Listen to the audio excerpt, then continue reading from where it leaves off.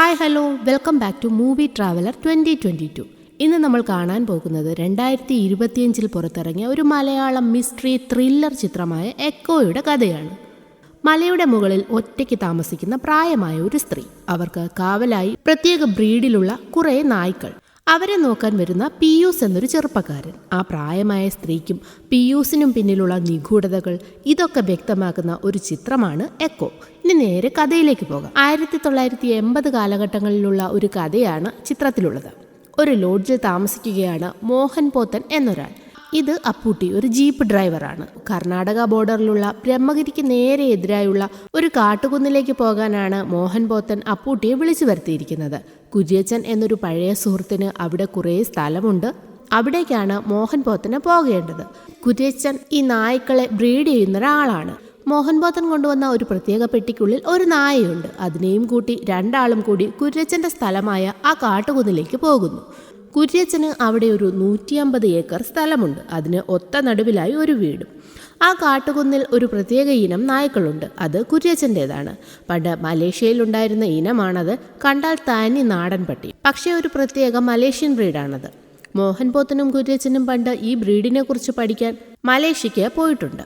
എന്നാൽ ഇന്ന് ഈ പട്ടിയുടെ യഥാർത്ഥ ബ്രീഡ് മലേഷ്യയിൽ പോലും ഇല്ല. എല്ലാം ക്രോസ് ആയി പോയി. മോഹൻ പോത്തൻ ഈ കാര്യങ്ങളൊക്കെ അപ്പുട്ടിയോട് പറയുകയാണ്. നാട്ടിൽ കുറേ പട്ടികളുണ്ടെങ്കിലും കുര്യച്ചൻ കൊണ്ടുവന്ന മലേഷ്യൻ പട്ടിയുമായി ബ്രീഡായി നാട്ടിലും ഒരുപാട് ഇനം ഇപ്പോൾ ഉണ്ടെന്ന് അപ്പുട്ടിയും പറയും. എന്നാൽ ആ മലേഷ്യൻ നായ്ക്കളുടെ പ്യുവർ ബ്രീഡ് ലോകത്തിൽ തന്നെ കുര്യച്ചന്റെ കയ്യിൽ മാത്രമേ ഉണ്ടായിരുന്നുള്ളൂ. അതുകൊണ്ടാണ് മോഹൻ നായയെ ബ്രീഡ് ചെയ്യാനായി ഇങ്ങോട്ട് വന്നിരിക്കുന്നത്. എങ്ങനെയും താൻ കൊണ്ടുവന്ന നായയുമായി മലേഷ്യൻ നായയെ ക്രോസ് ചെയ്യിക്കുകയാണ് മോഹൻ പോത്തന്റെ ലക്ഷ്യം. അവരങ്ങനെ ആ ഒരു സ്ഥലത്തേക്ക് എത്തുന്നു. പൊതുവഴി ഇവിടെ വരെയുള്ളൂ. ഇനിയുള്ള 150 ഏക്കർ കുര്യച്ചൻ്റെതാണ്. വണ്ടി പോകില്ല, വേണമെങ്കിൽ നടക്കാമെന്ന് അപ്പൂട്ടി പറയുമ്പോൾ നമുക്ക് ആരുടെയും സ്ഥലത്തേക്ക് പോകണ്ട, ഇവിടെ നിന്നാൽ മതിയെന്ന് മോഹനും പറയുന്നു. അപ്പൂട്ടി അവിടെ തന്നെ താമസിക്കാൻ പോവാണോ എന്ന് മോഹനോട് ചോദിക്കുമ്പോൾ, എനിക്കിതൊക്കെ ശീലമുണ്ട്, കുറച്ച് നാളത്തേക്കുള്ള ഫുഡ് കരുതിയിട്ടുണ്ട്, അത് കഴിഞ്ഞ് കാട്ടിൽ നിന്ന് പഴങ്ങളോ മറ്റോ കഴിക്കാമെന്ന് മോഹൻ പറയുന്നു. അതാ നല്ലത്, വെറുതെ ആ സ്ത്രീയായിട്ട് ചാടിക്കണ്ടല്ലോ എന്ന് അപ്പൂട്ടി പറയുമ്പോൾ, ഏത് സ്ത്രീയെന്ന് മോഹൻ ചോദിക്കുന്നു. നിങ്ങൾ കൂട്ടുകാരാണെന്ന് പറഞ്ഞിട്ട് അതാരെന്ന് അറിയില്ലേ? അതാണ് മ്ലാത്തിച്ചേടത്തി, കുര്യച്ചന്റെ മലാത്തിക്കാരി. അതിന് എത്ര എണ്ണം ഉണ്ടെന്ന് വെച്ചാ? തൃശ്ശൂരും തിരുവല്ലയിലും ഉള്ളതിനെയൊക്കെ പരിചയപ്പെട്ടിട്ടുണ്ട്. മലേഷ്യൻ സെറ്റപ്പ് വന്നതിൽ പിന്നെ വലിയ ടച്ചൊന്നുമില്ലെന്നും മോഹൻ പറയുന്നു. മ്ലാത്തിച്ചേടത്തി വന്നതിൽ പിന്നെയാ കുര്യച്ചനൊന്ന് സെറ്റപ്പായേ. മ്ലാത്തിച്ചേടത്തിക്ക് മലേഷ്യൻ കൂടോത്രം വശമുണ്ടെന്നൊക്കെ നാട്ടിലൊരു പറച്ചിലുണ്ടെന്നൊക്കെ അപ്പൂട്ടിയും പറയും. 6 കൊല്ലമായി കുര്യച്ചൻ ഏതോ കേസിൽപ്പെട്ട് ഒളിവിലാണ്. എവിടെയുണ്ടെന്ന് പോലീസ് അന്വേഷിച്ച് ചെല്ലുന്നതിന്റെ പകുതി സമയം കൊണ്ട് കുര്യച്ചൻ അവിടെ നിന്നും രക്ഷപ്പെടും. മ്ലാത്തിച്ചേടത്തിക്ക് വല്ലപ്പോഴും കുര്യച്ചന്റെ കത്തുകൾ മാത്രം വരും. അവിടെ ഒരു മരത്തിൽ കൊണ്ടുവന്ന നായയെ കെട്ടിയിട്ട ശേഷം മോഹൻ പോത്തൻ അവിടെ വെയിറ്റ് ചെയ്യും. അങ്ങനെ മോഹനെ അവിടെ ആക്കി അപ്പൂട്ടി പോകുന്നു. 8 മാസങ്ങൾക്ക് ശേഷമാണ് പിന്നെ കാണിക്കുന്നത്. ഇത് പിയൂസ്. മ്ലാത്തിച്ചേടത്തി മലയുടെ മുകളിൽ ഒറ്റയ്ക്കാണല്ലോ താമസിക്കുന്നത്. അവർക്ക് വാർദ്ധക്യ സഹജമായ ചില ആരോഗ്യ പ്രശ്നങ്ങളുണ്ട്. അതുകൊണ്ട് തന്നെ കുര്യച്ചനിൽ നിന്നും മ്ലാത്തിച്ചേടത്തിക്കുണ്ടായ 2 മക്കളിൽ ഇളയവനായ ജോപ്പൻ മ്ലാത്തിച്ചേടത്തിയെ നോക്കാൻ ഏർപ്പാടാക്കിയതാണ് പിയൂസിനെ. മലമുകളിൽ യാതൊരുവിധ സാധനങ്ങളോ സേവനങ്ങളോ ലഭ്യമല്ലാത്തതിനാൽ എല്ലാത്തിനും ഇവർക്ക് മലയടിവാരത്തെയാണ് ആശ്രയിക്കേണ്ടി വരുന്നത്. മ്ലാത്തിച്ചേടത്തിക്ക് സുഖമില്ലാതെ ആയതിനാൽ ഒരു ഡോക്ടറെ കൂട്ടി അപ്പുണ്ണിയുടെ ജീപ്പിൽ മ്ലാത്തിച്ചേടത്തിയുടെ വീട്ടിലേക്ക് വരികയാണ് പിയൂസ്. മലമുകളിൽ താമസിക്കുന്ന മ്ലാത്തിച്ചേടത്തിക്കും പിയൂസിനും കാവലിനും സഹായത്തിനുമായി ധാരാളം മലേഷ്യൻ നായകളും ഉണ്ട്. ഈ മലമുകളും അങ്ങോട്ടേക്ക് പോകുന്ന വഴിയുമൊക്കെ ഒരുപാട് ദുരൂഹതകൾ നിറഞ്ഞതാണ്. അങ്ങനെ ഡോക്ടർ വന്ന് മ്ലാത്തിച്ചേടത്തിയെ പരിശോധിക്കുന്നു. ഡോക്ടർ ഓരോന്ന് ചോദിക്കുമ്പോൾ പരസ്പര വിരുദ്ധമായ രീതിയിലാണ് മ്ലാത്തിച്ചേടത്തി സംസാരിക്കുന്നത്. അതായത് അവരുടെ എയർ ബാലൻസ് പോവുകയും അവരുടെ കേൾവി അത്ര ക്ലിയർ അല്ല എന്നുമാണ് കാണിക്കുന്നത്. പരിശോധനയ്ക്ക് ശേഷം ഡോക്ടറെയും കൂട്ടി മലയിറങ്ങുമ്പോൾ മലയടിവാരത്തേക്ക് ഒരു വയർലെസ്സിൽ വിളിച്ച് പുറപ്പെട്ട ടൈം അപ്പുണ്ണി അറിയിക്കുന്നുണ്ട്. അതെന്താ സംഭവമെന്ന് ഡോക്ടർ ചോദിക്കുമ്പോൾ അത് പോലീസുകാർ ഏർപ്പാട് ചെയ്ത ഒരു സെറ്റപ്പാണ്. മലമുകളിൽ നിന്നിറങ്ങി 3/4 മണിക്കൂറിനുള്ളിൽ മലയടിവാരത്തെത്തിയില്ലെങ്കിൽ അടിവാരത്തുള്ളവര് പോലീസിനെ അറിയിച്ചിരിക്കണം. സമയത്തിനെത്തിയില്ലെങ്കിൽ എന്തോ അപകടം സംഭവിച്ചിട്ടുണ്ടെന്ന് സാരം. ഇതൊക്കെ കേട്ട് കിളി പോയിരിക്കുകയാണ് നമ്മുടെ ഡോക്ടർ. ചേട്ടത്തിക്ക് മരുന്നൊക്കെ കൊടുത്ത് കിടക്കാൻ പോകുന്ന പിയൂസ് എന്തോ കാര്യമായി എഴുതി കൂട്ടുന്നുണ്ട്. പിറ്റേന്ന് രാവിലെ വീട്ടിലെ ജോലികളെല്ലാം തീർത്ത് പിയൂസ് നേരെ അടിവാരത്തേക്ക് പോകുന്നു. സാധനം വാങ്ങാനുള്ള ലിസ്റ്റ് കടയിൽ കൊടുത്തിട്ട് നേരെ പോസ്റ്റ് ഓഫീസിലേക്കാണ് പിയൂസ് പോകുന്നത്. കുര്യച്ചൻ അത്യാവശ്യം ക്രിമിനൽ ആക്ടിവിറ്റി ഉള്ള ആളാണെന്ന് പറഞ്ഞല്ലോ. അതും പോരാത്തതിന് നിരവധി കേസുകൾ. ചെയ്തു വെച്ച കൊള്ളരുതായ്മകളുടെ പേരിൽ പലരും കുര്യച്ചനെ കൊല്ലാനായി നടക്കുന്നുണ്ട്. കുര്യച്ചനെ അന്വേഷിച്ചു വരുന്ന ആരെങ്കിലും മ്ലാത്തിച്ചേട്ടത്തിയെയും ഉപദ്രവിച്ചാലോ എന്ന പേടി കൊണ്ടാണ് മകൻ ജോപ്പൻ സഹായത്തിന് പിയൂസിനെ നിർത്തിയിരിക്കുന്നത്. ഇത് കേൾക്കുമ്പോൾ അമ്മച്ചിയോടുള്ള സ്നേഹമാണ് കാരണമെന്ന് തോന്നുമെങ്കിലും ശരിക്കുള്ള കാരണം അതല്ല. 150 ഏക്കർ വല്ല കേസിലും പെട്ടുപോയാലോ എന്ന പേടിയാണ് കാരണം. പിയൂസിന്റെ ശമ്പളം മണി ഓർഡറായി പോസ്റ്റ് ഓഫീസിൽ വന്നിട്ടുണ്ട്. അത് വാങ്ങാനും രാത്രി എഴുതി കൂട്ടിയില്ലേ, അതൊക്കെ ചില വാരികകളിലേക്ക് അയക്കാനുമാണ് പിയൂസ് പോസ്റ്റ് ഓഫീസിലേക്ക് വന്നത്. പിയൂസ് ചില ഇക്കിളിക്കഥകൾ എഴുതാറുള്ള ആളാണ്. പോസ്റ്റ് ഓഫീസിലെ കാര്യങ്ങൾ നോക്കുന്നത് നമ്മുടെ ജീപ്പ് ഡ്രൈവറായ അപ്പുണ്ണിയുടെ മകളാണ്. അവളുമായി പിയൂസിന് ചെറിയൊരു അടുപ്പവുമുണ്ട്. കിട്ടിയ ശമ്പളത്തിൽ നിന്ന് 50 രൂപ നാട്ടിലേക്കും 75 രൂപ ഉണ്ണിക്കും അയക്കാൻ പറഞ്ഞിട്ട് പിയൂസ് പുറത്തേക്ക് പോകുന്നു. പുറത്ത് കാറിൽ പാപ്പച്ചൻ എന്നൊരു റിട്ടയർഡ് പോലീസുകാരൻ നിൽക്കുന്നുണ്ട്. കൂടെ ജോൺ പീറ്റർ എന്നൊരു നേവി ഉദ്യോഗസ്ഥനും ഉണ്ടായിരുന്നു. കുര്യച്ചനെക്കുറിച്ച് എന്തോ ജോൺ പീറ്ററിന് ചോദിച്ചറിയാനുണ്ടെന്ന് പറഞ്ഞ് പിയൂസിനെ കാറിൽ കയറ്റി പാപ്പച്ചൻ കൊണ്ടുപോകുന്നു. കാർ അവിടെ നിന്ന് എടുക്കുന്ന അതേ ടൈമിൽ അവിടെ പോസ്റ്റിൽ നിന്ന് ഒരാൾ പോസ്റ്റിലെ ബൾബൂരി കുറച്ച് ദൂരെ ഒരു കല്ലിലേക്ക് എറിഞ്ഞ് പൊട്ടിക്കുന്നു. ബൾബ് പൊട്ടിയ ശബ്ദം കേൾക്കുന്നതും അവ്യക്തമായി ഒരാൾ വേഗത്തിൽ മല കയറി പോകുന്നത് കാണിക്കുന്നു. മ്ലാത്തിച്ചേടത്തി ഈ സമയം വീട്ടുജോലികളിൽ ഏർപ്പെട്ടിരിക്കുകയാണ്. ശേഷം പാപ്പച്ചനും ജോൺ പീറ്ററും പിയൂസിനോട് കാര്യങ്ങൾ തിരക്കുന്നു. മ്ലാത്തിച്ചേടത്തിക്ക് സഹായത്തിന് ആളെ വേണം എന്നൊന്നും ഇല്ലായിരുന്നു. മക്കളുടെ നിർബന്ധപ്രകാരമാണ് പിയൂസിനെ ജോലിക്ക് നിർത്തിയിരിക്കുന്നത്. മ്ലാത്തിച്ചേടത്തി മലയാളത്തിലാണോ സംസാരിക്കുന്നതെന്ന് ജോൺ പീറ്റർ ചോദിക്കുമ്പോൾ മലേഷ്യയിൽ നിന്ന് വന്നിട്ട് ഇത്ര കൊല്ലമായില്ലേ, നമ്മളെക്കാൾ നന്നായി മലയാളം പറയുമെന്നായിരുന്നു പിയൂസിന്റെ മറുപടി. കുര്യച്ചനും മ്ലാത്തിച്ചേടത്തിയും തമ്മിലുള്ള കണക്ഷൻ എങ്ങനെയാണെന്ന് ചോദിക്കുമ്പോൾ അതേക്കുറിച്ച് പിയൂസിനും അറിവുണ്ടായിരുന്നില്ല. കാരണം അവൻ മ്ലാത്തിച്ചേടത്തിയുടെ കൂടെ താമസിക്കാൻ തുടങ്ങിയിട്ട് കുറച്ച് മാസങ്ങളെ ആയിട്ടുണ്ടായിരുന്നുള്ളൂ. മ്ലാത്തിച്ചേടത്തിക്ക് കുര്യച്ചന്റെ കത്ത് വരാറുണ്ടോയെന്ന് ചോദിക്കുമ്പോൾ മറുപടി പറയുന്നത് പാപ്പച്ചനാണ്. കുര്യച്ചൻ ഒളിവിൽ പോയി കഴിഞ്ഞ് 6 വർഷത്തിൽ 14 തവണ കുര്യച്ചന്റെ കത്തുകൾ വന്നിട്ടുണ്ട്. അത് പോലീസുകാരും നാട്ടുകാരും വായിച്ച ശേഷമാണ് മ്ലാത്തിച്ചേടത്തിക്ക് കൊടുക്കുന്നത്. അതിൽ പ്രത്യേകിച്ചൊന്നും ഉണ്ടാകില്ല. മ്ലാത്തിച്ചേടത്തിയുടെ സുഖവിവരങ്ങൾ അന്വേഷിക്കുക മാത്രമാണ് അതിലല്ല. പോസ്റ്റൽ കോഡ് വെച്ച് അന്വേഷിച്ചപ്പോൾ പല സ്ഥലത്തു നിന്നാണ് ഓരോന്നും പോസ്റ്റ് ചെയ്തിരിക്കുന്നത് എന്നൊക്കെ പാപ്പച്ചൻ പറയും. പോലീസിനും ക്രൈംബ്രാഞ്ചിനും പുറമെ വേറെ ഒരു കൂട്ടരും പിയൂസിനെ കാണാൻ വന്നിരുന്നു. കുര്യച്ചനെ കുറിച്ച് എന്തെങ്കിലും വിവരം അറിഞ്ഞാൽ അവരെ അറിയിക്കാനായി കോഴിക്കോട്ടുള്ള ഏതോ ഒരു വാരികയുടെ അഡ്രസ്സും പിയൂസിന് അവർ കൊടുത്തിരുന്നു. അതിനും പാപ്പച്ചന്റെ മറുപടി വരുന്നു. നക്സൽ ലേഖനങ്ങൾ അച്ചടിച്ചതിന് പണ്ട് ബാൻ ചെയ്ത ഒരു വാരികയാണത്. എൽദോസ് എന്നൊരാൾ നടത്തിയിരുന്നതാണ്. അത് കുര്യച്ചനിട്ട് പണിയാൻ വന്നൊരു ടീമായിരുന്നെന്നും പാപ്പച്ചൻ പറയുന്നു. കുര്യച്ചനെ കുറിച്ച് എന്തെങ്കിലും വിവരം അറിഞ്ഞാൽ പിയൂസ് അതിൽ ആരെ അറിയിക്കുമെന്ന് ജോൺ പീറ്റർ ചോദിക്കുമ്പോൾ ഞാൻ പോലീസിനെ അറിയിക്കും. കാരണം പോലീസ് കുര്യച്ചന്റെ തലയ്ക്ക് ഒരു റിവാർഡ് പ്രഖ്യാപിച്ചിട്ടുണ്ട്. അത് കേൾക്കുന്ന ജോൺ പീറ്റർ പോലീസ് നൽകുന്നതിനേക്കാൾ കൂടുതൽ ഞാൻ തരാം, എന്തെങ്കിലും വിവരം ലഭിച്ചാൽ എന്നെ അറിയിക്കണമെന്ന് പറഞ്ഞ് കുറച്ച് പൈസ പിയൂസിന് കൊടുത്തിട്ട് ജോൺ പീറ്റർ അവിടെ നിന്നും പോകുന്നു. ഈ വിവരങ്ങൾ പിയൂസ് പോസ്റ്റ് ഓഫീസിൽ വന്ന് അപ്പുണ്ണിയോടും മോളോടും പറയുന്നുണ്ട്. കുര്യച്ചനെ അന്വേഷിച്ച് കർണാടകത്തിൽ നിന്ന് നേവിക്കാരൻ വന്നത് എന്തിനാണെന്ന് അപ്പുണ്ണി ചോദിക്കും. പലയിടത്തേക്കും കുര്യച്ചൻ നായകളെ കൊടുത്തിട്ടുണ്ടല്ലോ, ചിലപ്പോൾ നേവിയിലും ഡോഗ് സ്ക്വാഡൊക്കെ ഉണ്ടാകുമെന്നാണ് അവർ ചിന്തിക്കുന്നത്. എന്നാൽ കുര്യച്ചനെ പോലീസ് പിടിച്ചാൽ നേവിക്കാരൻ്റെ എന്തോ കള്ളി വെളിച്ചത്ത് വരുമെന്നാണ് പിയൂസ് പറയുന്നത്. ജോൺ പീറ്റർ ആണെങ്കിൽ കുറച്ച് നാളായി സസ്പെൻഷനിൽ കഴിയുന്ന നേവി ഉദ്യോഗസ്ഥനാണ്. ചിലപ്പോൾ കുര്യച്ചൻ അയാൾക്കിട്ടും എന്തെങ്കിലും പണി കൊടുത്തതാകുമെന്നൊക്കെ പിയൂസ് പറയുന്നു. കുര്യച്ചൻ അല്ലേലും വലിയ പുള്ളികളുമായിട്ടായിരുന്നു കണക്ഷൻ. അങ്ങനെയാണ് പല കേസുകളിൽ നിന്നും ഊരിപ്പോകുന്നതും. ചിലതിൽ പെടുമ്പോൾ ഇതുപോലെ ഒളിവിൽ പോകും, അല്ലെങ്കിൽ കൂടെ നിൽക്കുന്നവർ പെടുത്തും. കുറച്ചു നാൾ മുന്നേ മോഹൻ പോത്തൻ എന്നൊരാൾ വന്നിരുന്നു. അയാളും കുര്യച്ചന് വേണ്ടി വന്നതാണെന്ന് ഉറപ്പാ. പലതരത്തിലുള്ള ആൾക്കാരും വരും, ഇനിയും ആവശ്യക്കാർ വരും. നീ നേവിക്കാരന് വേണ്ടി CID പണി ചെയ്യുന്നതിനിടയിൽ മ്ലാത്തിച്ചേടത്തിയുടെ കാര്യം മറക്കരുത്. നിന്റെ കുട്ടികളെ മാറ്റി കുറച്ചുകൂടെ കാര്യപ്രാപ്തിയോടെ ഇരിക്കാനൊക്കെ അപ്പുണ്ണി പിയൂസിനെ ഉപദേശിക്കുന്നു. അവരങ്ങനെ പുറത്തേക്ക് നടക്കുന്നതിനിടയിൽ ഒരു KCB ജോലിക്കാരൻ എതിരെ പോകുന്നത് പിയൂസ് കാണുന്നു. പെട്ടെന്ന് കാറിൽ കയറിയ ടൈമിൽ ഒരു ബൾബ് പൊട്ടിയ ശബ്ദം ഞാൻ കേട്ടെന്ന് പിയൂസ് അപ്പുണ്ണിയോട് പറയും. ആ ബൾബ് പൊട്ടിക്കിടക്കുന്നുണ്ടല്ലോ, അത് അയാളുടെ കയ്യിൽ നിന്ന് അബദ്ധത്തിൽ വീണതായിരിക്കുമെന്ന് അപ്പുണ്ണി പറയും. അങ്ങനെ അബദ്ധത്തിൽ വീണതാണെങ്കിൽ താഴെയല്ലേ ബൾബ് വീഴേണ്ടത്? എന്നാൽ ബൾബ് അങ്ങനെ കുറച്ച് അകലെ വീണുവെന്നാണ് പിയൂസ് ആലോചിക്കുന്നത്. അതൊക്കെ ആലോചിച്ച് നടക്കുന്നതിനിടയിൽ മലയിറങ്ങി ഒരാൾ വരുന്നത് പിയൂസ് കാണുന്നു. അയാളെ നായ ഓടിക്കുന്നത് കാണുന്നതോടെ പിയൂസിനും എന്തോ ഡൗട്ട് വരും. അവൻ വേഗം വീട്ടിലേക്ക് ഓടിച്ചെല്ലുന്നു. മ്ലാത്തിച്ചേടത്തിയെ ആരെങ്കിലും വന്ന് ഉപദ്രവിച്ച് കാണുമോ എന്നതായിരുന്നു പിയൂസിൻ്റെ പേടി. എന്നാൽ ചേട്ടത്തി സേഫായിട്ട് മുറ്റത്ത് നിൽക്കുന്നുണ്ടായിരുന്നു. ചേട്ടത്തിയുടെ ഒരു നായ പ്രസവിച്ച് കിടക്കുന്നത് കണ്ട് നിൽക്കുകയായിരുന്നു ചേട്ടത്തി. അങ്ങോട്ട് ആരെങ്കിലും വന്നിരുന്നോ എന്ന് പിയൂസ് ചോദിക്കുമ്പോൾ ആരും വന്നില്ലെന്ന് ചേട്ടത്തി പറയുന്നു. അയാളെ കാണാൻ എങ്ങനെ ഇരിക്കുമെന്ന് ചേട്ടത്തി ചോദിക്കുമ്പോൾ ഒരു 10 മീറ്റർ അകലെ നിന്നാണ് കണ്ടത്. എന്നെ കണ്ടതും ആൾ ഓടി. അതോടെ ആ സംശയം തോന്നിയതെന്നും പിയൂസ് പറയുന്നു. ചേട്ടത്തി ഏതായാലും ആരെയും കണ്ടില്ലെന്ന് പറയുമ്പോൾ ചിലപ്പോൾ പട്ടിയെ കണ്ട് പേടിച്ച് തിരിഞ്ഞു പോയതാകാമെന്ന് പിയൂസ് പറയും. അടുത്തത് പാപ്പച്ചനും ജോൺ പീറ്ററും കാറിൽ യാത്ര ചെയ്യുകയാണ്. കുര്യച്ചൻ എങ്ങനെയാണ് നക്സൽ റഡാറിൽ വന്നതെന്ന് ജോൺ ചോദിക്കുമ്പോൾ സാറിൻ്റെ റഡാറിൽ എങ്ങനെയാണ് വന്നതെന്ന് സാറും പറഞ്ഞില്ലല്ലോ എന്ന് പാപ്പച്ചൻ മറുപടി പറയുന്നു. ഇത് കേൾക്കുന്ന ജോണിന് കലി കയറും.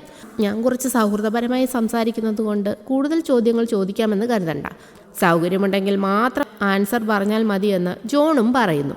സർവീസിലിരിക്കുന്ന സമയം മുതൽ കുര്യച്ചനിട്ട് പണി കിട്ടാൻ കാത്തിരിക്കുന്ന ആളാണ് പാപ്പച്ചൻ. കുര്യച്ചന് പണി കൊടുക്കാനാണെങ്കിൽ ഞാൻ കൂടെ നിൽക്കും, അതിന് കമ്മീഷൻ വേണ്ടെന്നും പറഞ്ഞ് ജോൺ കൊടുത്ത പൈസ പാപ്പച്ചൻ തിരികെ കൊടുക്കുന്നു. 3-4 ജില്ലകളിൽ എസ്റ്റേറ്റും വസ്തുവുമൊക്കെയുള്ള ആളാണ് കുര്യച്ചൻ. നക്സൽസ് പിന്നാലെ കൂടിയത് ആ വഴിയാണെന്നാണ് പാപ്പച്ചൻ ആദ്യം കരുതിയിരുന്നത്. എന്നാൽ അതല്ലായിരുന്നു കാരണം. അതിനുള്ള കാരണവും പാപ്പച്ചൻ പറയുന്നു.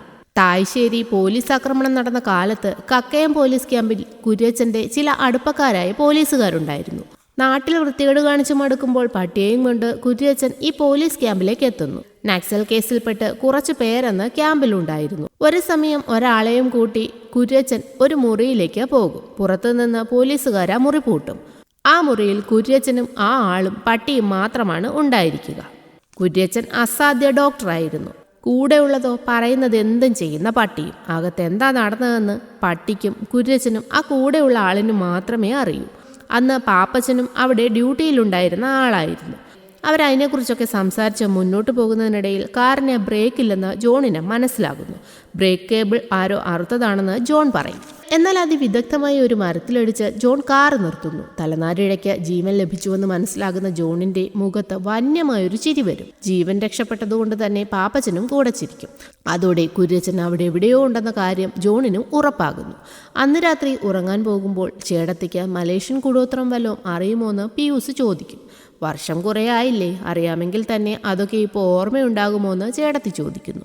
ഇവിടെ വന്നേ പിന്നെ തിരികെ നാട്ടിൽ പോകാൻ തോന്നിയിട്ടില്ലേ എന്ന് പിയൂസ് ചോദിക്കുമ്പോൾ തോന്നിയിട്ടിപ്പോൾ എന്തിനാണെന്ന് ചേട്ടത്തിയും പറയുന്നു. ഉള്ളതിൽ കുറച്ച് സ്ഥലം വിൽക്കണം, എന്നിട്ട് നാട്ടിലേക്ക് പോകണം, പഴയ സ്ഥലമൊക്കെ കാണാമല്ലോ, പിന്നെ തിരിഞ്ഞു നോക്കാത്ത മക്കളെയും പേടിക്കണ്ട, ഫുൾ ഫ്രീഡം. പിന്നെ നാട്ടിൽ ചെല്ലുമ്പോൾ പഴയ പരിചയക്കാരൊക്കെ മ്ലാത്തി എന്ന് വിളിച്ച് വരുമെന്ന് പറയുമ്പോൾ മ്ലാത്തിയല്ല തൻ്റെ പേര്, നാട്ടുകാരവരുടെ നാവിന് വഴങ്ങുന്നൊരു പേരിട്ടതാണ്. ആദ്യം മലേഷ്യക്കാരി എന്നായിരുന്നു, പിന്നത് മലാത്തിക്കാരിയായി, ഒടുവിൽ മ്ലാത്തി. ശരിക്കും പേര് എന്തായിരുന്നുവെന്ന് ഇത് കേൾക്കുന്ന പിയൂസ് ചോദിക്കുന്നു.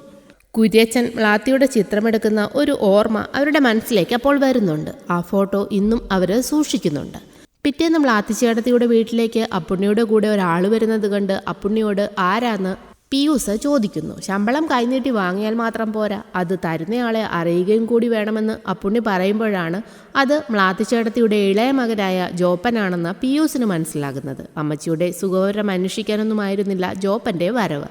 കുര്യച്ചനെ കാണാതായിട്ടിപ്പോൾ 6 വർഷം കഴിഞ്ഞിരിക്കുന്നു. ഒരു നിശ്ചിത കാലം ഒരാളെ കാണാതായാൽ മരിച്ചതായി കണക്കാക്കണം. ഗസറ്റിൽ കൊടുത്ത് ഒരാഴ്ച കഴിഞ്ഞ് സ്ഥലത്തിന്റെ വിൽപ്പന നടത്തണം. കുര്യച്ചന്റെ വീട്ടുകാരൻ കാണാൻ വന്ന് വല്ല ഒബ്ജക്ഷനും പറഞ്ഞ് വസ്തു കേസിൽപ്പെട്ടാൽ കൈമാറ്റം നടത്താൻ കഴിയില്ലെന്നാലോചിച്ച് അമ്മയെ കൊണ്ടതിനെ സമ്മതിപ്പിക്കാൻ മൂത്ത മകൻ പറഞ്ഞിട്ട് വന്നതാണ് ജോപ്പൻ. ഇത് കേൾക്കുന്നതും ഇതെന്റെ പേരിൽ കുര്യച്ചൻ വില്ലെഴുതിയതാണ്. ഇതെന്ത് ചെയ്യണമെന്ന് എനിക്കറിയാം. മക്കൾ രണ്ടും എവിടെയെങ്കിലും അവനവന്റെ കാര്യം നോക്കി പൊക്കോ. ഇനി ഞാൻ മരിച്ചാലും തിരക്കാണെങ്കിൽ കാണാൻ വരണമെന്നില്ലെന്നും ചേടതി പറയുന്നു. അങ്ങനെ നിരാശനായി അവിടെ നിന്ന് ഇറങ്ങുന്ന ജോപ്പൻ കൂടെ വിളിച്ചിട്ട് വരാത്തതുകൊണ്ടാണ് അമ്മച്ചിയെ കൊണ്ടുപോവാത്തത്. ഞങ്ങളുടെ കൂടെ നിൽക്കുന്നില്ലെങ്കിൽ വേണ്ട, ടൗണിൽ വീടെടുത്ത് കൊടുക്കാം, അമ്മച്ചി എങ്ങനെയെങ്കിലും സമ്മതിക്കണമെന്ന് പറഞ്ഞ് പിയൂസിന് കുറച്ച് പൈസയും കൊടുത്ത് ജോപ്പൻ അവിടെ നിന്നും പോകുന്നു. പ്രസവിച്ച പട്ടിക്കുഞ്ഞുങ്ങളിൽ ഒരെണ്ണത്തിനെ ഒരു നാട്ടുകാരൻ വളർത്താൻ ചോദിച്ചെന്ന് പറയുമ്പോൾ ചേട്ടത്തി അതിന് സമ്മതിക്കുന്നില്ല. അവരിവിടെ സ്വതന്ത്രമായി വളർന്നോട്ടെ, ഞാനൊന്നിനെയും കൂട്ടിലും ചങ്ങലയ്ക്കും ഇടുന്നില്ലല്ലോ, കൂട്ടിലോ ചങ്ങലയ്ക്കോ ഇട്ട് വളർത്തേണ്ടവരല്ല നായ്ക്കളെന്ന് ചേടത്തി പറയുന്നു. കുറച്ചു സമയത്തിന് ശേഷം മ്ലാത്തി ചേടത്തി കുര്യച്ചൻ തന്നെ ആദ്യമായി കണ്ട കഥ പിയൂസിനോട് പറയുകയാണ്. നായകളുടെ കാര്യം പറഞ്ഞാണ് തുടങ്ങുന്നത്.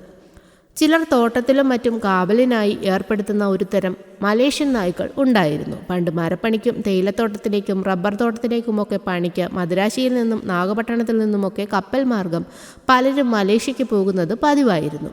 എന്നാൽ ഇതിനൊന്നുമല്ലാതെ മലേഷ്യയ്ക്ക് വന്ന ആളായിരുന്നു കുര്യച്ചൻ. ഇതാണ് സോയി, അതായത് നമ്മുടെ മ്ലാത്തിച്ചേടത്തി. 2 ആഴ്ചയിൽ ഒരിക്കൽ മാത്രമാണ് അവരുടെ ഭർത്താവ് യോസിയാനോ സോയിയുടെ അടുത്തേക്ക് ജോലിയൊക്കെ കഴിഞ്ഞ് വരിക. കാരണം 2 ആഴ്ചയിലൊരിക്കൽ മാത്രമാണ് അവിടേക്ക് കപ്പൽ വരുന്നത്. യുദ്ധകാലമായതിനാൽ സോയിയുടെ കാവലിനായി കുറെ മലേഷ്യൻ നായ്ക്കളെയും യോസിയോ അവിടെ വളർത്തിയിരുന്നു. പഴങ്ങൾ ശേഖരിച്ചു കൊണ്ടുവരികയും സോയിയോടൊപ്പം മീൻ പിടിക്കുകയും അങ്ങനെ സോയിയെ എല്ലാ തരത്തിലും സഹായിക്കുന്നവരായിരുന്നു ആ നായ്ക്കൾ.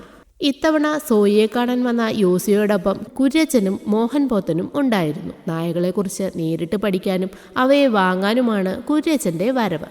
യോസിയോയും സോയിയും തമ്മിൽ നല്ല പ്രായവ്യത്യാസമുണ്ടായിരുന്നതിനാൽ തന്നെ സോയി അയാളുടെ മകളാണോ എന്ന് കുര്യച്ചനും മോഹനും ആദ്യ നോട്ടത്തിൽ തന്നെ കരുതുന്നു.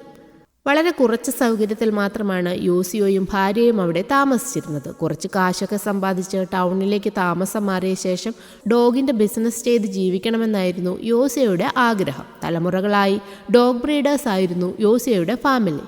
ഈ ഡോഗിൻ്റെ ബ്രീഡ് നിലവിൽ യോസിയോയുടെ കയ്യിൽ മാത്രമാണ് ഉള്ളത്. കുര്യച്ചൻ പട്ടികളുടെ ചിത്രങ്ങൾ എടുക്കുകയും നായകളെക്കുറിച്ച് കൂടുതൽ മനസ്സിലാക്കുകയും ഒക്കെ ചെയ്യുന്നു. അതിനിടയിലാണ് സോയിക്ക് തൻ്റെ ഒരു ഫോട്ടോ എടുക്കണമെന്ന ആഗ്രഹമുണ്ടാകുന്നത്. കാരണം അന്നേ വരെ സോയി ഒരു ഫോട്ടോ എടുത്തിരുന്നില്ല. അന്ന് രാത്രി കുര്യച്ചനും മോഹനും അവിടെ തങ്ങുന്നു. നായകളുടെ ശക്തമായ കാവൽ അന്നവിടെ തങ്ങുന്ന കുര്യച്ചനും മോഹനും നായ്ക്കളുടെ യഥാർത്ഥ സ്വഭാവം മനസ്സിലാകും.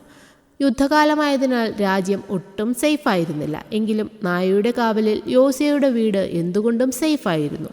പിറ്റേന്ന് കുര്യനും മോഹനും കുറച്ച് നാളുകൾക്ക് ശേഷം വന്ന് നായകളെ വാങ്ങിക്കൊള്ളാമെന്ന് പറഞ്ഞിറങ്ങുമ്പോഴേക്കും യോസിയോയും അവരുടെ കൂടെ വീട്ടിൽ നിന്നും ഇറങ്ങുന്നു. കുറച്ച് ദിവസത്തിന് ശേഷം കുര്യച്ചനും മോഹനും മാത്രമാണ് സോയിയുടെ വീട്ടിലേക്ക് വരുന്നത്. എന്നാൽ ആ വീട് നിൽക്കുന്ന ആ ദ്വീപിലേക്ക് പോലും അവരെ കാലുകുത്താൻ നായകൾ അനുവദിക്കുന്നില്ല. തന്നെയുമല്ല, അവർ വന്ന കാര്യം പറയാനായി സോയിയെ അടുത്തേക്ക് വിളിക്കുമ്പോൾ സോയി അത് കേൾക്കാൻ മുറ്റത്തേക്ക് ഇറങ്ങാൻ ശ്രമിക്കുന്നതിനിടയിൽ നായകൾ സോയിയുടെ കാല് കടിച്ചു പറിക്കുന്നു. സോയിയുടെ കമാൻഡുകളൊന്നും തന്നെ നായകൾ അനുസരിക്കുന്നേ ഉണ്ടായിരുന്നില്ല. വന്ന കാര്യം ഇവിടെ നിന്ന് വിളിച്ചു പറയാൻ മോഹൻ പറയും. എന്നാൽ ഭർത്താവ് മരിച്ച കാര്യം ഭാര്യയോട് പറയുന്നത് ഇവിടെ നിന്നാണോ എന്ന് കുര്യച്ചൻ ചോദിക്കുന്നു.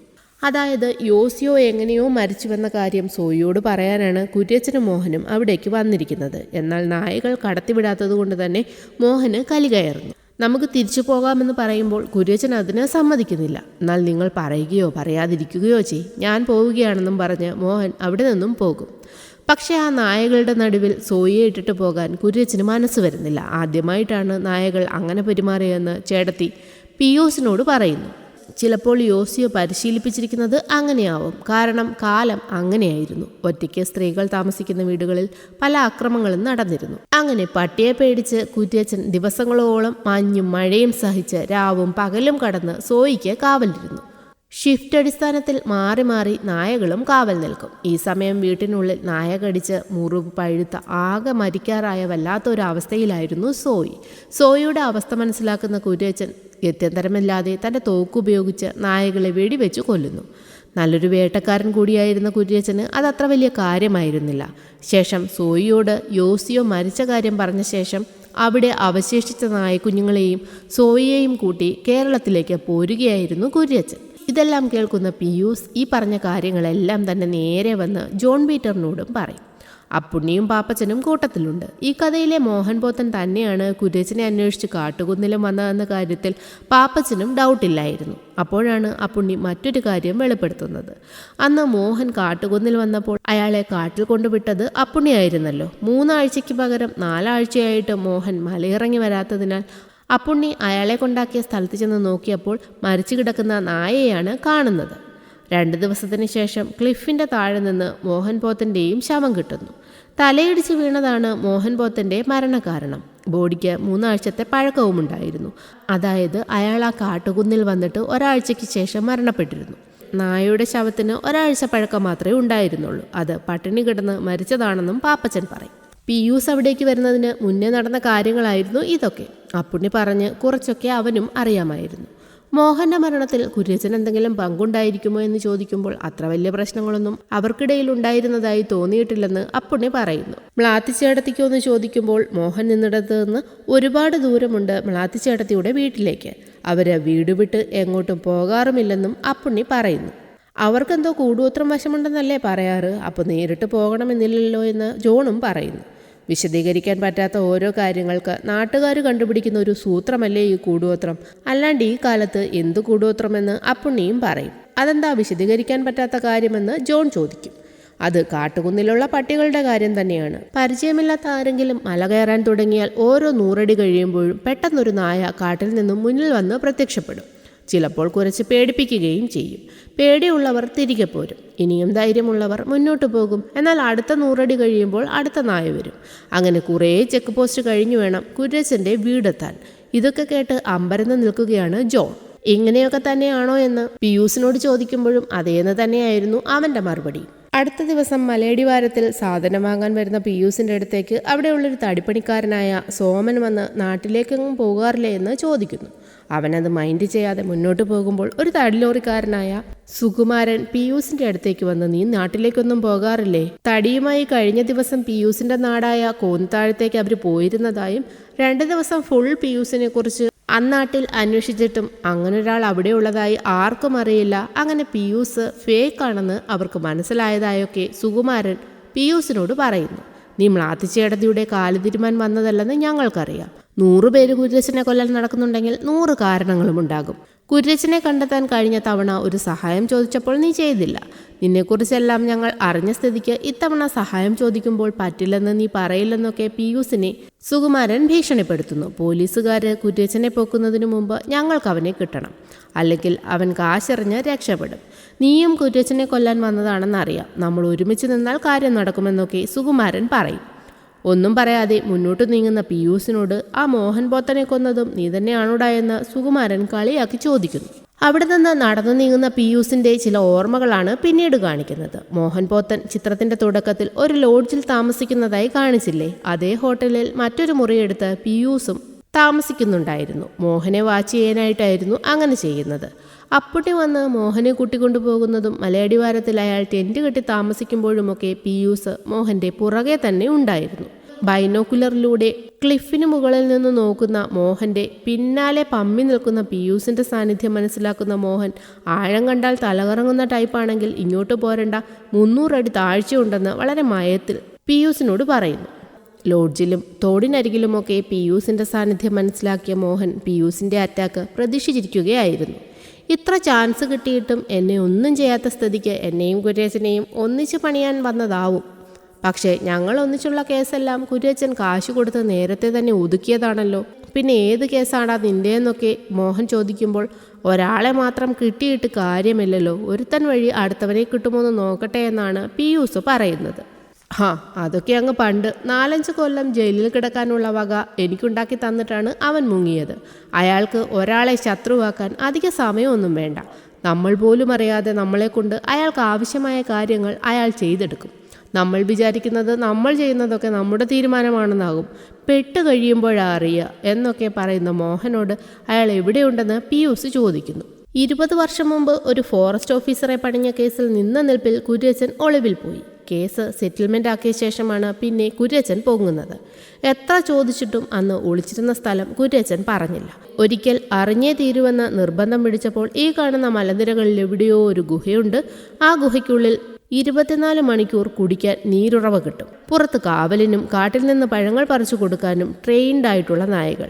ഇങ്ങനെ എന്തെങ്കിലും ആവശ്യം വന്നാൽ ഇവിടെ കഴിയാനുള്ളതെല്ലാം കുര്യച്ചൻ നേരത്തെ ചെയ്തു വച്ചിരുന്നു. ആദ്യം അതൊന്നും വിശ്വസിച്ചിരുന്നില്ലെങ്കിലും ഇപ്പോൾ അയാൾ പറഞ്ഞതിൽ സത്യമുണ്ടെന്ന് തോന്നുന്നു. ഞാൻ കൊണ്ടുവന്ന നായയെ പേരിന് പോലും ഇവിടുത്തെ നായകളൊന്ന് തിരിഞ്ഞു നോക്കിയിട്ടില്ല.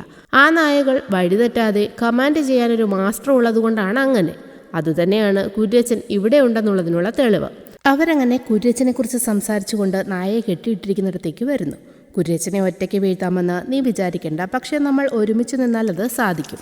നമ്മൾ തമ്മിലുള്ളത് അത് കഴിഞ്ഞിട്ടാവുന്നതല്ലേ നല്ലതെന്ന് മോഹൻ ചോദിക്കുമെങ്കിലും പിയൂസ് മറുപടിയൊന്നും പറയുന്നില്ല. പെട്ടെന്ന് ദൂരെ എവിടെയോ നായ്ക്കളുടെ ശബ്ദം കേൾക്കുന്നു.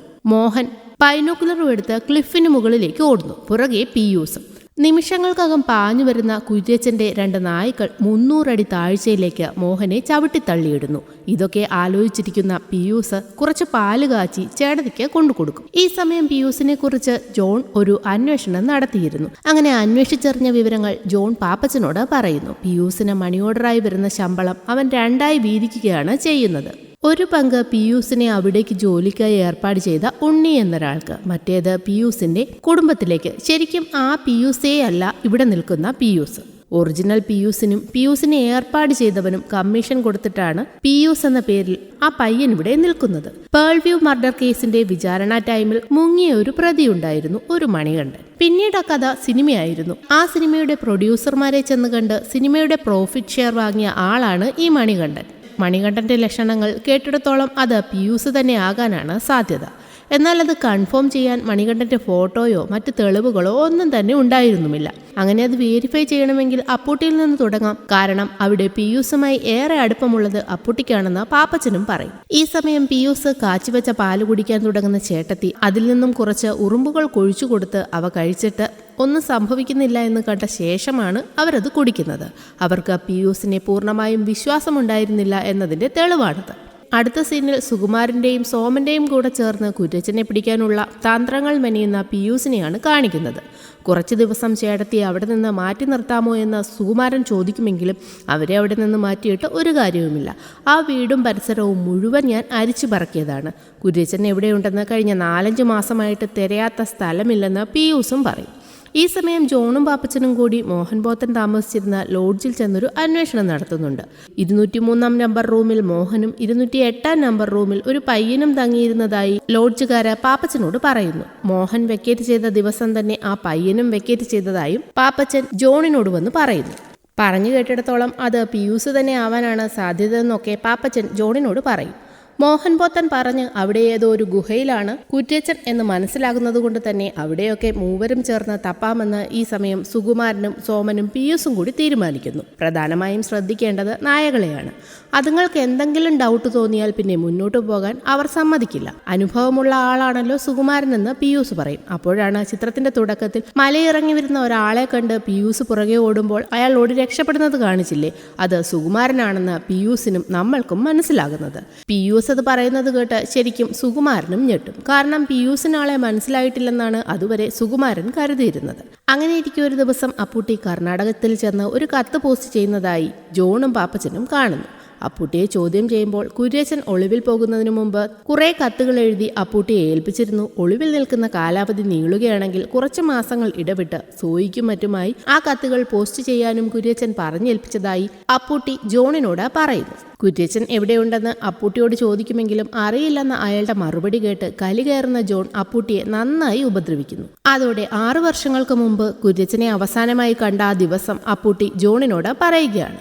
കുര്യച്ചനെയും കൂട്ടി ജീപ്പിൽ ചേട്ടത്തിയുടെ വീട്ടിലേക്ക് അപ്പൂട്ടി വരുന്നു. ആരുമായോ ഉള്ള വഴക്കിനിടയിൽ കുര്യച്ചന്റെ കൂടെ ഒരു പയ്യനുണ്ടായിരുന്നുവെന്നും അവൻ ആരെയോ കുത്തിയതായും കുര്യച്ചൻ അപ്പൂട്ടിയോട് പറയും. ഒന്ന് വിരട്ടാനാണ് കുര്യച്ചൻ പോയതെങ്കിലും ബഹളത്തിനിടയിൽ കുര്യച്ചന്റെ കൂടെ ഉണ്ടായിരുന്ന ആ പയ്യൻ അബദ്ധത്തിൽ അയാളെ കുത്തുകയായിരുന്നു. അങ്ങനെ അതും കുര്യച്ചന്റെ തലയിലാകും. പലരും കുര്യച്ചനൊപ്പം നിന്ന് കുര്യച്ചനെ തന്നെ പണി കൊടുക്കാൻ നടക്കുകയാണ്. അതുകൊണ്ട് ഇത് കേസായാൽ തന്നെ ആരും സഹായിക്കില്ലെന്ന് കുര്യച്ചൻ അപ്പൂട്ടിയോട് പറയുന്നു. ഇനി തിരുവല്ലയ്ക്ക് പോവാണോ എന്ന് അപ്പൂട്ടി ചോദിക്കുമ്പോൾ അവിടേക്ക് പോലീസും മറ്റേ കുത്തുകിട്ടിയവന്റെ കൂടെയുള്ളവരും എത്തുമെന്ന കാര്യത്തിൽ സംശയമില്ല എന്ന് കുര്യച്ചൻ പറയും. അങ്ങനെയാണെങ്കിൽ ഫോറസ്റ്റ് ഓഫീസറെ കുത്തിയപ്പോൾ പോയതുപോലെ വനവാസത്തിന് പോകുമായിരിക്കുമല്ലേ എന്ന് അപ്പൂട്ടി ചോദിക്കും. നിനക്ക് ആ സ്ഥലം അറിയുമോ എന്ന് കുര്യച്ചൻ ചോദിക്കുമ്പോൾ ഇല്ലെന്ന് അപ്പൂട്ടിയും പറയുന്നു.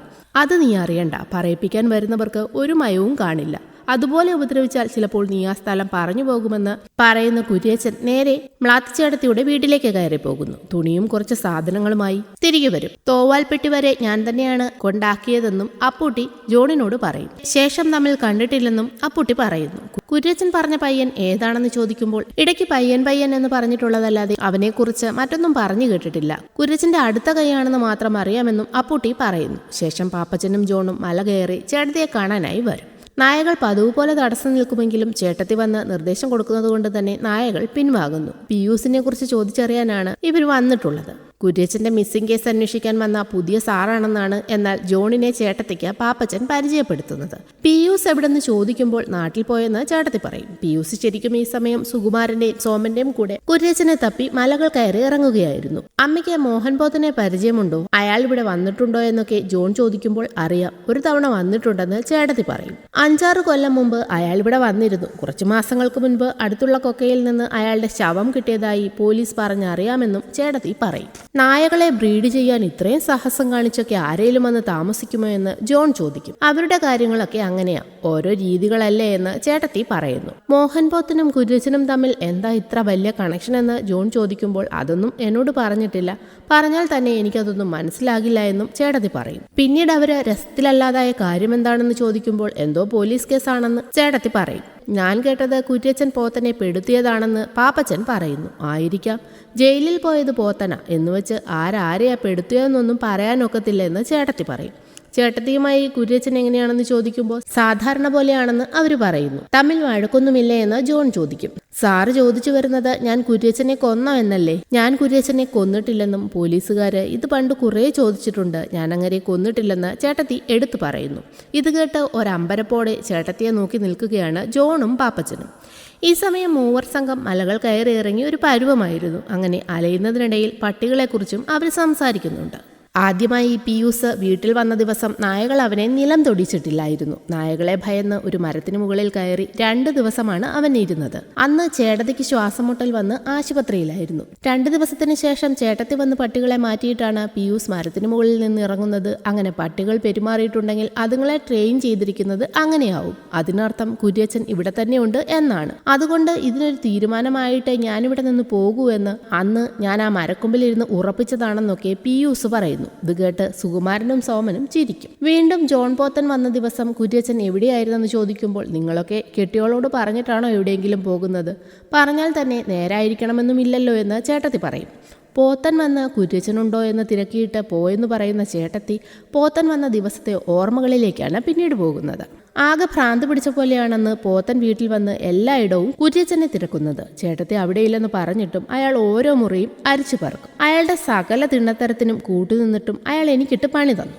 പെരുമ്പാവൂരിലെയും തിരുവല്ലയിലെയും ഭാര്യമാരെ ഞാൻ കണ്ടിരുന്നു. അവളുമാർക്ക് അറിയാമായിരുന്നെങ്കിൽ അവരത് പറഞ്ഞു തന്നേനെ. അത്രയ്ക്ക് കൂറെ അവളുമാർക്ക് കുര്യച്ചനോട് ഉണ്ടായിരുന്നുള്ളൂ. നിങ്ങളോട് മാത്രം അച്ചായന് ഒരു പൊടിക്ക് മതിപ്പ് കൂടുതലായിരുന്നു. കുറെ മെനക്കെട്ട് മലേഷ്യയിൽ നിന്ന് കൊണ്ടുവന്നതല്ലേ, അപ്പോൾ നിങ്ങൾ ഒറ്റിക്കൊടുക്കില്ലെന്നൊരു വിശ്വാസം പുള്ളിക്ക് കാണുമെന്ന് പോത്തൻ പറയുമ്പോൾ അതറിയാമെങ്കിൽ പിന്നെ നിൽക്കണോന്ന് ചേട്ടതിയും ചോദിക്കുന്നു. പുറത്തേക്കിറങ്ങുന്ന പോത്തനെ നോക്കി കുരച്ചുകൊണ്ട് നിൽക്കുകയാണ് വെളിയിൽ നായ്പ്പടകൾ. അതിനെ നോക്കി ചിലതൊക്കെ നിങ്ങളുടെ ആ പഴയ കെട്ടിയോൻ പറയുന്നത് കറക്റ്റാണ്. പട്ടികൾ അളക്കുന്ന അളവിൽ മനുഷ്യനെ അളക്കാൻ കഴിയില്ലെന്ന് പോത്തൻ പറയും. യോസിയോയെക്കുറിച്ചാണ് പോത്തൻ പറയുന്നത്. കുര്യച്ചന്റെ ഉദ്ദേശം ശരിയല്ലെന്ന് മനസ്സിലായതുകൊണ്ട് തന്നെയാണ് അന്ന് കുര്യച്ചനെ നായകൾ കടവിലേക്ക് അടുപ്പിക്കാഞ്ഞത്. മനുഷ്യനെ കൊന്നാലും വേണ്ടില്ല, നായകളെ തുടരുതെന്ന് കരുതുന്ന കുര്യച്ചൻ നായ്ക്കളെ കൊന്ന് അന്ന് അവിടെ ഇത്രയും കാണിച്ചിട്ടുണ്ടെങ്കിൽ അത് നിന്നോടുള്ള കഴപ്പുകൊണ്ട് മാത്രമല്ല. യോസിയോ അന്ന് കാണിച്ച ഷോ അത് കണ്ടിട്ട് അയാളോട് തോന്നിയ വാശി. ഒരുത്തനെ പെടുത്തണമെന്ന് വിചാരിച്ചാൽ അയാളെ സിമ്പിളായി കേസിൽപ്പെടുത്താൻ കുര്യച്ചൻ അറിയാം. ഇപ്പോഴത്തെ എൻ്റെ കാര്യം തന്നെ കണ്ടില്ലേ, യോസിയെ അന്ന് അങ്ങനെ കേസിൽപ്പെടുത്തി അകത്താക്കിയതാണ്. നിന്നെ കിട്ടിയേ മതിയാകൂ എന്ന് പറഞ്ഞുകൊണ്ടിരുന്ന കുര്യച്ചന് പോത്തൻ പറഞ്ഞു കൊടുത്ത ഐഡിയയായിരുന്നു അത്. യോസിയോ മരിച്ചുപോയി എന്ന് സോയിയോട് അന്ന് പറഞ്ഞതൊക്കെ വെറും കള്ളക്കഥകളായിരുന്നു. നിന്നെ കിട്ടിയാൽ പങ്കുവെക്കാമെന്ന് എന്നോടന്ന് കുര്യച്ചൻ പറഞ്ഞിരുന്നു. പക്ഷെ കിട്ടിക്കഴിഞ്ഞപ്പോഴോ കുര്യച്ചൻ തൻ്റെ തനിക്കൊണം പുറത്തു കാണിച്ചു എന്നൊക്കെ പറയുന്ന പോത്തനെ നോക്കി നിസ്സഹായയായി നിൽക്കുകയാണ് ചേട്ടത്തി. അവർക്ക് ഈ സത്യങ്ങൾ ഉൾക്കൊള്ളാൻ കഴിയുമായിരുന്നില്ല. ഇത്രയും വർഷം കുര്യച്ചൻ തന്നെയും ചതിച്ച് ജയിലിൽ പാർപ്പിച്ചിരിക്കുന്നത് പോലെ ഈ മലമുകളിൽ താമസിപ്പിച്ചിരിക്കുമായിരുന്നു എന്ന സത്യം വേദനയോടെ അവർ മനസ്സിലാക്കുന്നു. കുര്യച്ചൻ വരുമ്പോൾ ഇതൊക്കെ ചുമ്മാ ഒന്ന് ചോദിച്ചു നോക്ക്. ജയിലിൽ നിന്നിറങ്ങിയ യോസിയോ അവിടെ വരുന്നതിന് മുൻപ് നിന്നെ കൊണ്ട് ഞങ്ങൾ കപ്പൽ കയറി. യോസിയോ വന്ന് നിന്നെ അന്ന് കുറെ അന്വേഷിച്ചു കാണും. ചിലപ്പോൾ ചത്ത് മണ്ണടിഞ്ഞു കാണുമെന്നും പറഞ്ഞ് പൊട്ടിച്ചിരിച്ചു മുന്നോട്ട് പോകുന്നതിനിടയിൽ അയാൾ ഇത്രയും കൂടി പറയുന്നു. എന്തായാലും നിങ്ങളുടെ തലയിൽ ഇതാ വരച്ചിരിക്കുന്നത്, കുര്യച്ചന്റെ കസ്റ്റഡിയിൽ ഇങ്ങനെ ജീവപര്യന്തം എന്ന് പറഞ്ഞ് പോത്തൻ അവിടെ നിന്ന് പോകുന്നു. അതും കേട്ട് ആകെ തകർന്ന് ആ ഓർമ്മകളിൽ അങ്ങനെ നിൽക്കുകയാണ് ചേട്ടത്തി. പോത്തൻ പോയ ശേഷം കുര്യച്ചനെ ഇവിടെ കൊണ്ടുവന്ന് വിട്ടതുവരെയുള്ള കാര്യം അപ്പുട്ടി പറഞ്ഞു. അന്ന് അമ്മയോട് പ്രത്യേകിച്ച് കുര്യച്ചൻ എന്തെങ്കിലും പറഞ്ഞിരുന്നോ എന്ന് ജോൺ ചോദിക്കുന്നു. പ്രത്യേകിച്ചൊന്നും പറഞ്ഞില്ല, രാത്രി തന്നെ കുറച്ച് സാധനങ്ങളും എടുത്ത് പോയെന്നും ചേട്ടത്തി പറയുന്നു. ഇടയ്ക്ക് കയറിയ ഒരു ഗുഹയിലേക്കാണ് കുര്യച്ചൻ പോയത്. ഒരാൾക്ക് മാത്രം കഷ്ടിച്ചു കിടക്കാൻ കഴിയുന്ന ഗുഹ. പുറത്തെ കാവലിനും പഴങ്ങൾ ശേഖരിച്ചു കൊടുക്കാനും ട്രെയിൻ ചെയ്ത നായകളുണ്ടെന്നും പാപ്പച്ചൻ പറയും. ഇതൊക്കെ അക്കാലത്ത് എന്നോടും പറഞ്ഞിരുന്നതായി പറഞ്ഞ് ചേട്ടത്തി ഭിത്തിയിലെ കുര്യച്ചന്റെ ഫോട്ടോയിലേക്ക് നോക്കി നിൽക്കുകയാണ്. ശേഷം കുര്യച്ചൻ വന്ന ദിവസത്തെ ഓർമ്മകളിലേക്ക് പോവുകയാണ് ചേട്ടത്തി. ദേഹമാസകലം ചോരയുമായി വന്നു കയറുന്ന കുര്യച്ചൻ പോലീസോ മറ്റോ വന്നാൽ നിനക്കൊന്നും അറിയില്ലെന്ന് പറഞ്ഞാൽ മതിയെന്ന് ചേട്ടത്തിയോട് പറയും. പോത്തൻ വന്നിരുന്നതായി ചേട്ടത്തി പറയുമ്പോൾ 5-6 5-6 കൊല്ലത്തേക്ക് ഇനി അവന്റെ ശല്യമുണ്ടാകില്ല. കുറച്ചു ദിവസം മുൻപ് അവനെ കോതമംഗലത്ത് നിന്ന് പോലീസ് പൊക്കി. ഞാൻ തന്നെ അവനെ അകത്താക്കിയതെന്നും കുര്യച്ചൻ പറയും. യോസിയോയെ പണ്ട് ജയിലിലാക്കിയതുപോലെ അല്ലേ എന്ന് ചേട്ടത്തി പറയുന്നത് കേട്ട് കുര്യച്ചൻ അക്ഷരാർത്ഥത്തിൽ ഒന്ന് ഞെട്ടുന്നു. അതിനു മറുപടി പറയാൻ അയാൾ നന്നായി ബുദ്ധിമുട്ടും. എങ്കിലും കൊല്ലം ഇത്രയായി, ഇനി ഈ വിഷയത്തെക്കുറിച്ച് സംസാരിച്ചതുകൊണ്ട് കാര്യമില്ലെന്ന് കുര്യച്ചൻ പറയുന്നത് കേട്ട് അതെ, ജീവപര്യന്തം ഞാനിവിടെ അനുഭവിച്ചു കഴിഞ്ഞല്ലോ എന്ന് ചേട്ടത്തി പറയും. പോത്തൻ പറഞ്ഞതൊന്നും സത്യമാവല്ലേ എന്ന് ഞാൻ ആഗ്രഹിച്ചിരുന്നുവെന്ന് ചേട്ടത്തി പറയുമ്പോൾ ആ ഒരു ഒറ്റത്തവണ മാത്രം ഞാനൊരു ചെറിയ കള്ളം എന്നോട് പറഞ്ഞിട്ടുള്ളൂ, അത് ഇഷ്ടം കൊണ്ടായിരുന്നുവെന്നുമുള്ള അയാളുടെ വാക്കുകൾക്ക് പുച്ഛത്തോടെയുള്ളൊരു മൂളൽ മാത്രമായിരുന്നു ചേട്ടത്തിയുടെ മറുപടി. ഇപ്പോഴത്തെ ഈ പ്രശ്നം ഒന്ന് കഴിയട്ടെ, ഞാൻ വരാം, നമുക്ക് സംസാരിക്കാമെന്ന് പറഞ്ഞ് കുര്യച്ചൻ പുറത്തേക്കിറങ്ങി അപ്പുണ്ണിയോടൊപ്പം പോകുന്നു. ആ ഓർമ്മയിൽ നിന്നുണരുന്ന ചേട്ടത്തിയോട് എത്രയും വേഗം ഒന്നുകിൽ മകന്റെ കൂടെ അല്ലെങ്കിൽ മറ്റൊരു വീടെടുത്ത് ടൗണിലേക്ക് മാറണം. കൂടെ നിൽക്കുന്ന പിയൂസ് ഫേക്കാണ്. അവൻ പറഞ്ഞ നാടും വീടുമൊക്കെ ഫേക്കാണെന്നും ജോൺ പറയുന്നു. കുര്യച്ചനെ തീർക്കണമെന്ന് പറഞ്ഞ് നടന്നവരിൽ കുറച്ചു പേര് മാത്രമേ ഇന്ന് ജീവനോടെ ഉള്ളൂ. ചിലര് പോത്തനെ പോലെ വീണു മരിച്ചു, ചിലര് ആക്സിഡന്റിൽ മരിച്ചവരുടെ എല്ലാം വണ്ടിയിലെ ബ്രേക്ക് കേബിൾ കട്ടായിരുന്നുവെന്നും ഇവിടെ വന്നപ്പോൾ എനിക്കും അത്തരമൊരു അനുഭവമുണ്ടായി. ചെയ്തത് കുര്യച്ചനാകാം, അല്ലെങ്കിൽ കുര്യച്ചന് വേണ്ടി മറ്റൊരാൾ. പിന്നെ ഇപ്പോൾ കുര്യച്ചൻ ഒളിവിൽ പോയ കേസിലും കുത്തിയത് കുര്യച്ചനല്ല, കൂടെ ഉണ്ടായിരുന്നൊരു പയ്യനാണ് കുത്തിയത്. മക്കളെക്കാൾ സ്ഥാനം നൽകിയാണ് പിയൂസിനെ കുര്യച്ചൻ ട്രെയിൻ ചെയ്തിരിക്കുന്നതെന്നൊക്കെ ജോണും പറയുന്നു. ഇതേസമയം കാട്ടിലേക്ക് പോയ പിയൂസ് കുടിവെള്ളത്തിൽ വിഷം കലർത്തി സുകുമാരനും സോമനും കുടിക്കാൻ കൊടുത്തിട്ട് മറ്റൊരു കുപ്പിയിൽ വെള്ളം ശേഖരിക്കാനായി തോട്ടിലേക്ക് പോകുന്നു. പോയി തിരികെ വരുമ്പോൾ വീണുകിടക്കുന്ന സുകുമാരനെയും സോമനെയുമാണ് പിയൂസ് കാണുന്നത്. രണ്ടാളും മരിച്ചെന്ന് കരുതി സോമനെ വലിച്ചെടുത്തു കൊണ്ടുപോയി അടുത്തുള്ളൊരു മരത്തിൽ കെട്ടിയിടുന്നു. ഇത് കണ്ട് പൊട്ടിച്ചിരിച്ചുകൊണ്ട് സുകുമാരൻ ചാടി എണീക്കും. കൂടെ സോമനും ചിരിക്കാൻ തുടങ്ങുന്നു. പിയൂസ് കുര്യച്ചന്റെ ബോഡി ഗാർഡ് മണികണ്ഠൻ തന്നെയാണോ എന്ന് കൺഫേം ചെയ്യാനാണ് സുകുമാരനും സോമനും ഈ കളിയെല്ലാം കളിക്കുന്നത്. എല്ലാവരും കുര്യച്ചനെ കൊല്ലാൻ നടക്കുമ്പോൾ രക്ഷിക്കാൻ ഒരുത്തനെങ്കിലും ഉണ്ടല്ലോ. നിനക്ക് കുര്യച്ചൻ എവിടെയാണെന്ന് അറിയുമോ എന്ന് കരുതിയെങ്കിലും ഇവിടെ വന്നപ്പോഴാണ് നീയും ആശാനെ തപ്പി നടക്കുവാണെന്ന് മനസ്സിലായെന്നൊക്കെ സുകുമാരൻ പറയും. ശരിക്കും സുകുമാരനും സോമനും പോലീസുകാരായിരുന്നു. നമുക്ക് പോകണ്ടേ, നീ കെട്ടഴിക്ക്. ഡിവൈഎസ്പിയും കൂട്ടരും വെയിറ്റിംഗിലാണെന്ന് സുകുമാരൻ പറയുമ്പോഴേക്കും സുകുമാരനെ ഒരു തടിക്കഷ്ണം എടുത്തെറിഞ്ഞിട്ട് ഓടി രക്ഷപ്പെടാനായി ശ്രമിക്കുകയാണ് നമ്മുടെ പിയൂസ്. അവരുണ്ടോ വിടുന്നു, പുറകെ പായും. ശേഷം നല്ലൊരു ഫൈറ്റാണ്. ഡ്യൂട്ടി ചെയ്യാൻ ശ്രമിക്കുന്ന ഉദ്യോഗസ്ഥനായ സുകുമാരനേക്കാൾ ജീവിതത്തോടുള്ള വാശി മണികണ്ഠൻ എന്ന പിയൂസിനായതുകൊണ്ട് തന്നെ പിയൂസ് നിഷ്കരുണം സുകുമാരനെ അടിച്ചു കൊല്ലുന്നു. പുറകെ പാഞ്ഞെത്തുന്ന സോമനുമായും ഫൈറ്റ് ചെയ്ത് പിയൂസ് കീഴടങ്ങുമെന്ന അവസ്ഥ എത്തുമെങ്കിലും ഭാഗ്യം അവന്റെ ഭാഗത്തായതുകൊണ്ട് വനത്തിലെ ഒരു പാമ്പിന്റെ കൊത്ത് സോമന്റെ കഴുത്തിൽ കിട്ടും. അതിവിഷമേറിയ ഒരു പാമ്പാണത്. 20 സെക്കൻഡിനുള്ളിൽ ശരീരത്തിൽ അതിന്റെ വിഷം പ്രവർത്തിച്ചു തുടങ്ങുമെന്നൊക്കെ പിയൂസ് പറയും. അപ്പോഴേക്കും സോമൻ അവശനായി തുടങ്ങിയിരുന്നു. തന്നെ എങ്ങനെയെങ്കിലും രക്ഷിക്കണം, എന്തെങ്കിലും ഒന്ന് ചെയ്യാനൊക്കെ പറഞ്ഞ് സോമൻ കേണപേക്ഷിക്കുന്നുവെങ്കിലും പണ്ട് 6 വയസ്സുള്ളപ്പോൾ അച്ഛനും അമ്മയും ആത്മഹത്യ ചെയ്ത് മരിച്ചു കിടക്കുന്ന അവരുടെ ശവശരീരം കണ്ട് തീർന്നതാ എൻ്റെ എല്ലാ സെന്റിമെന്റ്സും എന്ന് പറഞ്ഞ് നിർദാക്ഷിണ്യം പിയൂസ് അവിടെ നിന്നും നടന്നകലുന്നു. അങ്ങനെ ദയനീയമായി സോമനും മരണത്തിന് കീഴടങ്ങും. ശേഷം ഒരു കുളിയൊക്കെ കഴിഞ്ഞ് നാട്ടിൽ നിന്ന് വരുവാണെന്ന രീതിയിൽ ഒരു ബാഗുമായി നേരെ ചേട്ടത്തിയുടെ വീട്ടിലേക്ക് പോവുകയാണ് പിയൂസ്. ഈ സമയം ചേട്ടത്തിയെ കണ്ടിട്ട് ജോണും പാപ്പച്ചനും മലയിറങ്ങി കാറിൽ വരികയായിരുന്നു. നമ്മൾ ചേട്ടത്തിയെ കാണാൻ വൈകിപ്പോയി. കുര്യച്ചൻ ഈ മലമുകളിൽ എവിടെയോ ഉള്ള ഒരു ഗുഹയിൽ കാണുമെന്ന് പറയുന്നത് സത്യമായിരിക്കാമെന്നൊക്കെ ജോൺ പറയും. പെട്ടെന്ന് എന്തോ ഓർമ്മ വന്നതുപോലെ അയാൾ കാർ ഓടിച്ച് ഒരു മലമുകളിലേക്ക് കയറ്റുന്നു. കേരളത്തിൽ നിന്നായാലും കർണാടകത്തിൽ നിന്നായാലും ഒരാൾക്കും അടുക്കാൻ പറ്റാത്ത ഏരിയയാണിത് എന്ന് ജോൺ പറയുമ്പോൾ അതിന് പട്ടികളെയും കാവൽ നിർത്തി കുര്യച്ചൻ ഇത്രയും കൊല്ലം ഒളിവിൽ കഴിയില്ലെന്ന് പാപ്പച്ചൻ പറയും. ഈ സമയം കൊണ്ട് പിയൂസ് ചേട്ടത്തിയുടെ വീട്ടിലേക്കെത്തും. ചേട്ടത്തിയെ തിരക്കി അടുക്കള വശത്തേക്ക് പോകുന്നതിനിടയിൽ അവിടെ മുള കൊണ്ടുള്ളൊരു പാത്രം കിടക്കുന്നത് പിയൂസ് കാണുന്നു. നോക്കുമ്പോൾ അതിൽ ചോറിന്റെ അവശിഷ്ടങ്ങൾ ഇരിക്കുന്നത് അവൻ കാണും. അതെന്തായിരിക്കുമെന്ന് ആലോചിക്കുമ്പോൾ അവിടെ ഒരു പാറയുടെ മുകളിൽ ചേട്ടത്തി ഇരിക്കുന്നുണ്ട്. പിയൂസിനെ കാണുന്ന ചേട്ടത്തി എന്തായാലും പോയി 2-3 ആഴ്ച നാട്ടിൽ നിന്നിട്ട് വന്നൂടായിരുന്നു എന്ന് ചോദിക്കുന്നു. ചേട്ടത്തിയെ ഒറ്റയ്ക്കാക്കിയിട്ടോ, ഇതെന്നാ ബൈനോക്കുലറുമായിട്ടിരിക്കുന്നേ എന്ന് പിയൂസ് ചോദിക്കുമ്പോൾ ചുമ്മാ ഒരു രസമല്ലേ കാണാനെന്ന് ചേട്ടത്തി പറയും. കുര്യച്ചൻ കാണാത്ത എണ്ണമില്ല നായ്ക്കളിൽ, എന്നാലും എല്ലാം തികഞ്ഞൊരെണ്ണം കിട്ടുന്നില്ലെന്ന് കുര്യച്ചൻ എപ്പോഴും പരാതി പറയുമായിരുന്നു.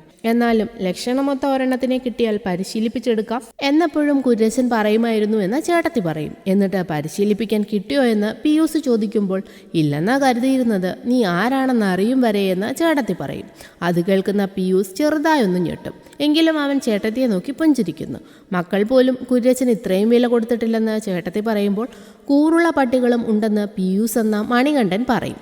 ശരിക്കും കുര്യച്ചനെ കണ്ടുപിടിച്ച് സംരക്ഷിക്കുക എന്നതായിരുന്നു മണികണ്ഠന്റെ ലക്ഷ്യം.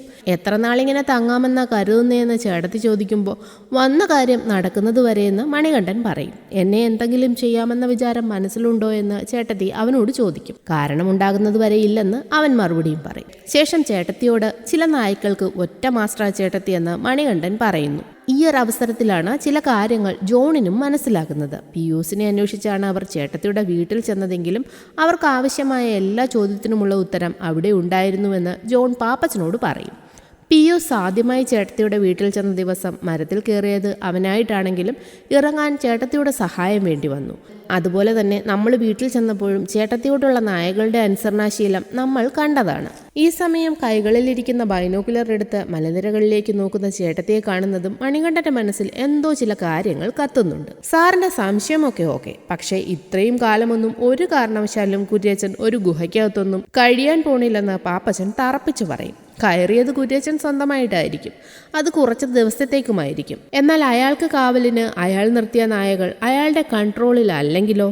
ഈ പറയുന്ന ഗുഹയിൽ നിന്ന് അയാൾ പുറത്തിറങ്ങണോ വേണ്ടേ എന്ന് തീരുമാനിക്കുന്നത് അയാൾ അല്ലെങ്കിലോ എന്ന് ജോൺ പറയും. അതായത് ആ നായകളുടെ ശരിക്കുള്ള മാസ്റ്റർ കുര്യച്ചനല്ല, മറിച്ച് നമ്മുടെ മ്ലാത്തിച്ചേട്ടത്തിയായിരിക്കുമോ എന്നതാണ് ജോണിന്റെ സംശയം. ഇതേ കാര്യം തന്നെയാണ് ബൈനോക്കുലറിലൂടെ നോക്കുന്ന ചേട്ടത്തിയെ കാണുന്ന മണികണ്ഠന്റെയും മനസ്സിലേക്ക് വരുന്നത്. അതോടൊപ്പം തന്നെ അവരുടെ കയ്യിലിരിക്കുന്ന ആ ബൈനോക്കുലർ പോത്തന്റെ ആണെന്ന് മനസ്സിലാകുന്നതോടെ പോത്തനെ കൊന്നതും മ്ലാത്തിച്ചേട്ടത്തിയുടെ നിർദ്ദേശപ്രകാരം ആ നായ്ക്കളാണെന്നുള്ള സത്യം മണികണ്ഠന് മനസ്സിലാക്കും. അതോടെ ചേട്ടത്തിയെ വകവരുത്താമെന്ന് കരുതി ബാഗിൽ നിന്നും മണികണ്ഠൻ ഒരു ചെറിയ കത്തി എടുക്കുന്നതും ദേ വരുന്നു നമ്മുടെ മ്ലാത്തിച്ചേട്ടത്തിയുടെ നായ്പ്പട. അവ മുരണ്ടുകൊണ്ട് ചുറ്റും വന്നു നിൽക്കുന്നത് കണ്ട് ഭയന്ന് വിറച്ചിരിക്കുകയാണ് മണികണ്ഠൻ. കാലങ്ങളോളം നാടുവിറപ്പിച്ച് തന്നെ ചതിച്ച് തടവിൽ പാർപ്പിച്ച് ജീവിതം നശിപ്പിച്ച കുര്യച്ചനെ വകവരുത്താൻ ആർക്കും വിട്ടുകൊടുക്കാതെ ചേട്ടത്തി തന്നെ ആ അജ്ഞാത ഗുഹയ്ക്കുള്ളിൽ തടവിലാക്കിയിരിക്കുകയായിരുന്നു. ഒരേ സമയം പ്രൊട്ടക്ഷനും റെസ്ട്രിക്ഷനും. തന്നോട് കാണിച്ച അതേ ക്രൂരത അതേ നാണയത്തിൽ കുര്യച്ചനോട് പ്രതികാരമായി തിരിച്ചു കാണിക്കുന്ന മ്ലാത്തിച്ചേട്ടത്തിയെയും നിഷ്ക്രിയനായിരിക്കുന്ന മണികണ്ഠനെയും ഒരു വലിയ നായ്പ്പടയെയും കാണിച്ചുകൊണ്ടാണ് ചിത്രം അങ്ങനെ അവസാനിക്കുന്നത്. വീഡിയോ നിങ്ങൾക്ക് ഇഷ്ടമായെന്ന് വിചാരിക്കുന്നു. ഇഷ്ടമായെങ്കിൽ നമ്മളുടെ ചാനൽ സബ്സ്ക്രൈബ് ചെയ്യുന്നതിനോടൊപ്പം തന്നെ ആ വീഡിയോ ഒന്ന് ലൈക്ക് ചെയ്യാൻ മറക്കരുത്. നിങ്ങളുടെ അഭിപ്രായങ്ങൾ കമൻറ്റായി രേഖപ്പെടുത്തുക. പുതിയൊരു വീഡിയോയുമായി കാണുന്നത് വരെ ബൈ ഫ്രം മൂവി ട്രാവലർ 2022.